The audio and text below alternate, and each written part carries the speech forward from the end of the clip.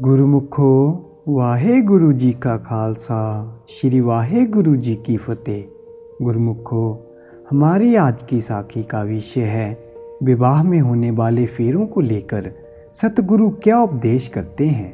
साथ संगत जी, आज की साखी को बड़ी प्रेम भाव से श्रवण करते हैं।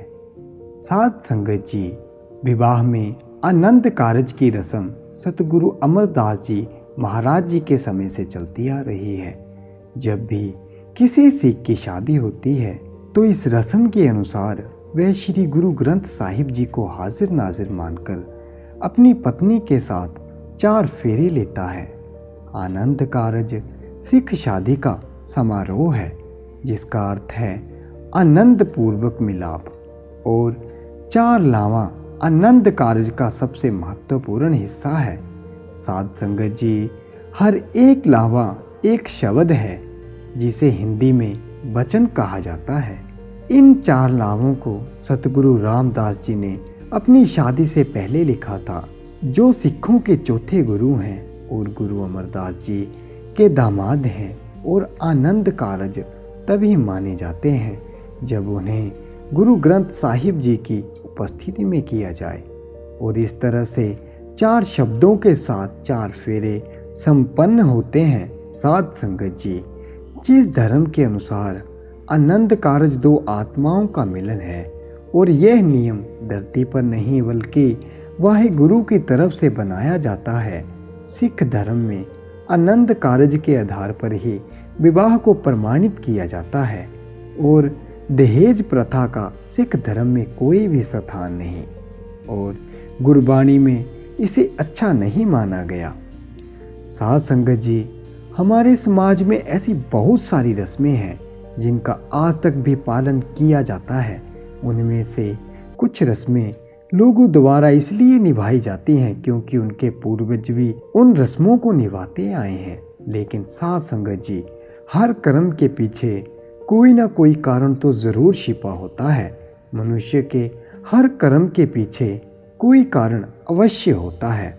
हमारे सतगुरु ने हमें ज्ञान का रास्ता दिखाया है, हमें इस दुनिया के प्रति और अपने प्रति जागरूक किया है, और हमारे हर एक प्रश्न का जवाब गुरबाणी में व्याख्या सहित दिया हुआ है। सतगुरु ने आनंद कारज की रस्म से हमें ये उपदेश देने की कोशिश की है कि पति पत्नी का रिश्ता कितना उत्तम और पवित्र रिश्ता है, क्योंकि पति पत्नी का रिश्ता केवल शारीरिक संबंध से जुड़ जाने से ही पूर्ण नहीं होता, बल्कि 2 आत्माओं का मिलाप होता है। आत्माओं के इस मिलाप को सतगुरु ने आनंद कारज की रस्म कहकर बयान किया है। साध संगत जी, बहुत सारी साखियों में हमें ये सुनने को मिला है कि वह परमात्मा हमारा पति है और हम आत्माएं उसकी पत्नियां हैं, जो कि वर्षों से बिछड़ी हुई हैं और अपने पति परमात्मा की खोज में है।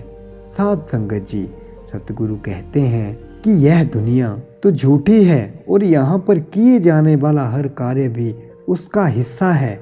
हम देखते हैं कि हर रोज इस दुनिया में कितनी विवाह शादियाँ होती हैं, कितने संबंध जुड़ते हैं, लेकिन असल विवाह तो वह है जिस दिन आत्मा का परमात्मा से मिलन हो जाए, वह असल विवाह है।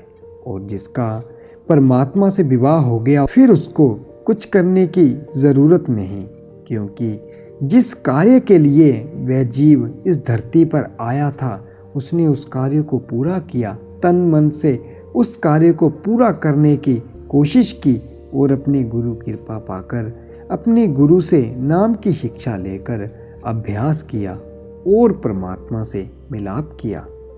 और फिर जिसका परमात्मा से मिलाप हो गया, फिर वह जन्म मरण के चक्कर से छूट गया, फिर दोबारा उसका इस संसार में जन्म ही नहीं होता। और यहाँ पर सतगुरु हमें यह समझाते हैं कि पता नहीं हमें यहाँ पर कितनी देर हो चुकी है, कितनी बार हम जन्म ले चुके हैं और कितनी बार हमारी मृत्यु हो चुकी है, कितनी बार हम यहाँ पर आए हैं और कितने विवाह हमने कर लिए हैं, इसकी हमें कोई खबर नहीं है। बार बार हम जन्म लेते हैं और अपने कार्य को बिना पूर्ण किए मृत्यु को प्राप्त हो जाते हैं। यह सब युगों युगों से चला आ रहा है।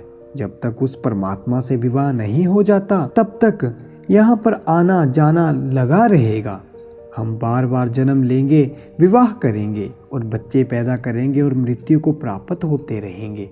और फिर एक दिन एहसास होगा कि यह हम युगों युगों से करते आ रहे हैं, और तब जाकर उस परमात्मा की अनुभूति होगी और अंदर सच्ची तड़प पैदा होगी, और वही तड़प हमें उसके पास लेकर जाएगी और हमारा उससे मिलाप करवा देगी। सत्कार योग साथ संगत जी, अगर आपको यह साखी अच्छी लगी हो तो शब्द की लहर YouTube चैनल को सब्सक्राइब करके ऑल नोटिफिकेशन बेल ज़रूर दबाएं ताकि आप इस प्रकार की और साखियाँ सुन सकें।